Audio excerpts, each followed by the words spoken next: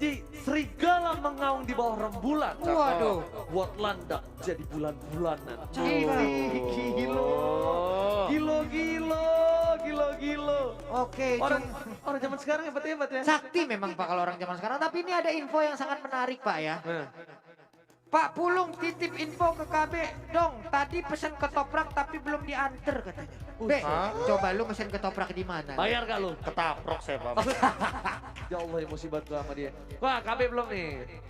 Ada nih Bang, Apa dari tuh? Fuad. Kenapa tuh Fuad? Dari Fuad bilang, Bang Assalamualaikum. Waalaikumsalam. Waalaikumsalam. Titip salam buat Pak Produser katanya. Semangat terus. Baru Mantap. sekali ada yang titip salam buat Pak Produser Bang ya Eka. kan. Tepuk tangan dulu. Oke kita langsung masuk ke dalam game dan kita mau ingatkan kembali kita tadi habis ada remake. Yap. Remake ini tidak mengubah hero sama sekali. Benar. Nah salam Pak Produser tadi dari Fuad ya. Tapi sebelum itu kita bakal langsung saja di arah mid lane. Ada Clay yang mencoba untuk memberikan damage terhadap seorang Drian. Dan Drian juga harus mundur terlebih dahulu Pak Pulung. Yap, sementara di bagian atas Mars dengan menggunakan one-one-nya mulai mendapatkan tekanan lewat Belleric yang ada di bagian depannya. Ada sekitar 3 poin weakness lagi yang harus dihilangkan sementara untuk Fredo Kitty masih memaksakan keadaan Akai dengan banyak lemak yang di dalam tubuhnya ditembakin dengan smart missile Pak. Karena pasif smart missile itu yang sakit banget. Makin Iya, Pak. lama kan makin memberikan damage yang cukup besar. Tapi Pak Pulung sebagai player Wang Wang. top global 1 Wang. Palmerah Amin. jalan studio nomor 42. Iya. Pak Pulung, Apa, ini gimana caranya untuk menghadapi seorang Belleric yang dimana dia kalau dimakin diberikan damage bakal keluar duri-duri tajamnya. Kalau aku sih sebenarnya kalau untuk ngelawan si Belleric bakal tarik mundur aja. Cuman nantinya aku bakal langsung atas ke bagian tengah dan sekarang sedikit lagi SP tersisa dari Luyi hilang Pak. Hampir saja ternyata sebelumnya memberikan damage cukup banyak tapi damage juga sekarang belakang dan botol masih dengan pancernya selamat dari 3 player tim Onyx Esports. Kenceng juga jempol Bapak Botol. Dia bisa sang singsung ejektor yang melemparkan langsung sementara untuk kali ini.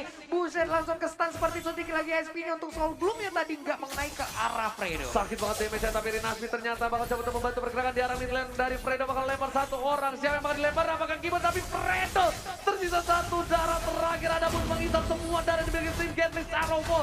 Mereka berhasil menukar satu untuk satu Keyboard dan juga Rinasmi. Pertukaran gak adil kenapa? Rinasmi offlaner sedangkan Keyboard adalah tanker. Iya, mendadak Rinasmi pun tadi masuk dengan final blow yang dikeluarkan tapi ternyata belum efektif karena Elis juga tadi bergabung ya kalau nggak salah udah langsung menyedot area tersebut. Benar bukan sembarang benar. Botol masih coba untuk farming terlebih dahulu. Mendapatkan satu buah purple buff tanpa ada kontes di arah top lane. Wang-wangnya sepertinya tidak aman karena sedikit struggle Brian.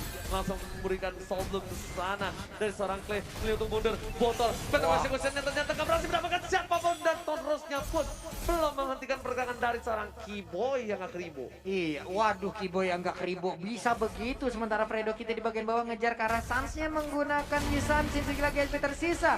Elisnya nyadar ke arah robot yang langsung digunakan oleh Fredo kita tapi Fredo Kitty masih bisa selamat kabur sudah dari orange buff-nya. Dibuka oleh seorang cewek tapi juga sekarang belakang dengan Retribusi berhasil mendapatkan satu buah poin turtle. Clay terhisap, botol pun juga harus ditumbangkan, 2 harus hilang dan bahkan 3 player hilang 40. Mendadak apa yang terjadi dengan Game League Aero? Mereka berhasil untuk mendapatkan ke arah turtle-nya tanpa ada gangguan tapi ternyata serangan balik yang dilakukan oleh Onyx Esports begitu cepatnya 3 player menghilang, kerugian kembali besar-besaran didapatkan oleh Game League Aero. Bukan hanya kerugian saja tapi ternyata momentum dari Onyx Esports yang didapatkan dengan pasti di menit yang ketiga mereka sudah berhasil mendapatkan 10.000 network Profesor KB. Dan ini snowball yang gila banget sih buat Suns. Kenapa? Karena dia mendapatkan 3 aset juga. Dan bahkan kali ini dia sudah memiliki Swift Boots, sudah mempunyai Raptor Machete juga.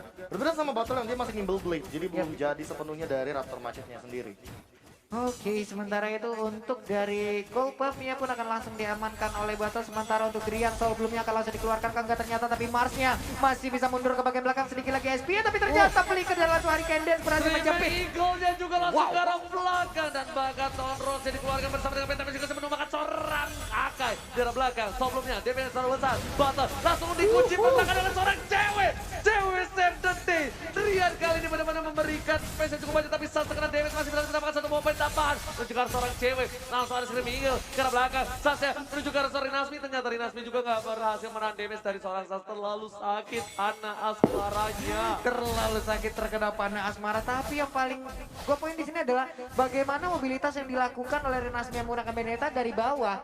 Cepet banget Pak, dengar kabar teman-temannya di bagian atas kena keroyok, dia langsung naik ke bagian atas juga. Langsung menuju ke top lane, bukan ke toprak Pak ya. Yes, benar banget.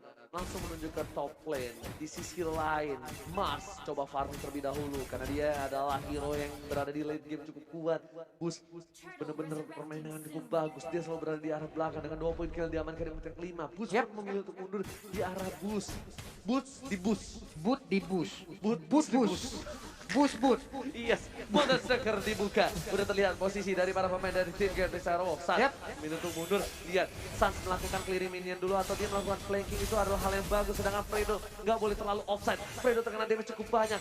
Mars harus farming terlebih dahulu. Kalau gua pribadi, Mars fokus di arah bottom lane, dapetin point kill, dapetin gold, dapetin turret, baru dia bisa ikut war.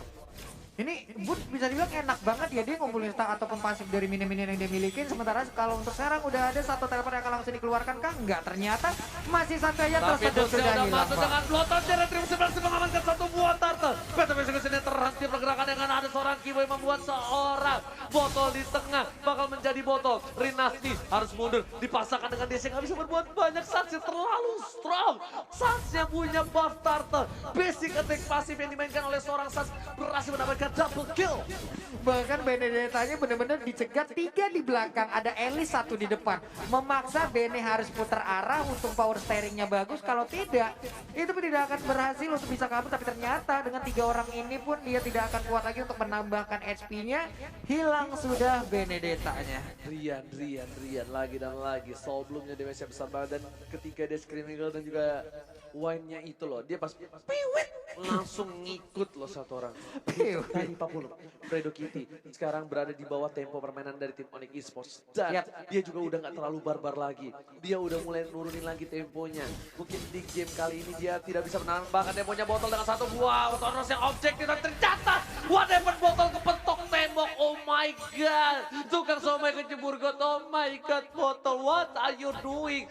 Gak ada yang bisa ngejemput, terlalu offside 40. Benar sekali, walaupun untuk sekarang kita lihat crossbow tank langsung dikeluarkan tapi nggak berasa ke arah Kiboy, masih gelai-gelai aja. Dan satu outer turret yang ada di bottom lane pun langsung dihancurkan tanpa adanya backup. Nggak suka kelai, tapi ternyata di sini Clay-nya bakal coba diisap oleh seorang bus. Rian yang masih menjaga posisi, langsung ada Soulbloom-nya, tapi ternyata Clay-nya nggak bisa berbuat banyak. Botol nggak boleh seperti itu lagi. Iya. Botol nggak boleh offside seperti itu.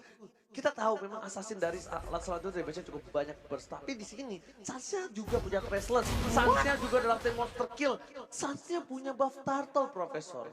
Ini udah lebih dari snowball sih. Yang awalnya aku bilang 103 dari KDA-nya Sans.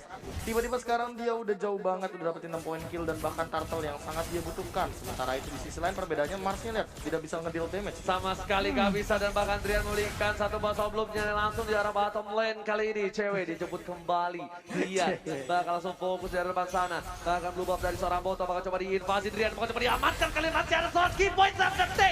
Lagi-lagi akai dari seorang Kiboy memberikan permainan yang luar biasa. Kiboy datang dari mana mendadak langsung ngedorong dengan Hurricane Dance-nya. Sementara untuk purple buff kali ini udah mulai dicolek-colek aja untuk battle, tapi sementara Sans melihat dia kejauhan beri di terspot posisinya. Langsung fokus ke arah Fredo Kitty 40. Dia ada tahu ada Fredo di sana dengan seperempat darah dan bahkan diisap sedikit di ejam dan memilih untuk mundur dari Fredo Kitty.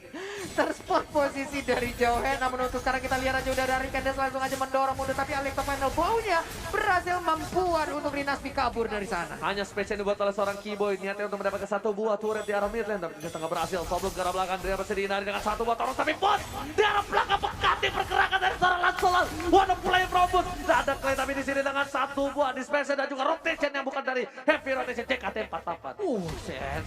Sampai ke sana nih Bapak, luar biasa sekali. Sementara untuk Fredo, akankah dia masuk dan memberikan ejektornya kepada rekannya karena ada Mars di bagian tengah, tapi ternyata satu sabetan yang sakit banget. Dua-duanya Dan menghilang. bahkan Thousand Powder dan juga Orgines dari seorang Kiboy yang menumbangkan seorang Wolman di arah belakang. Saat masih mau lebih, Rinasmi sedang melindungi ini juga harus terganggu di arah tapi one man situation dikontek dengan adanya flicker dari seorang Drian. Fast hang terkalkulate di sana Pak Pulung. Buset, Terkalkulasi. bisa kayak begitu.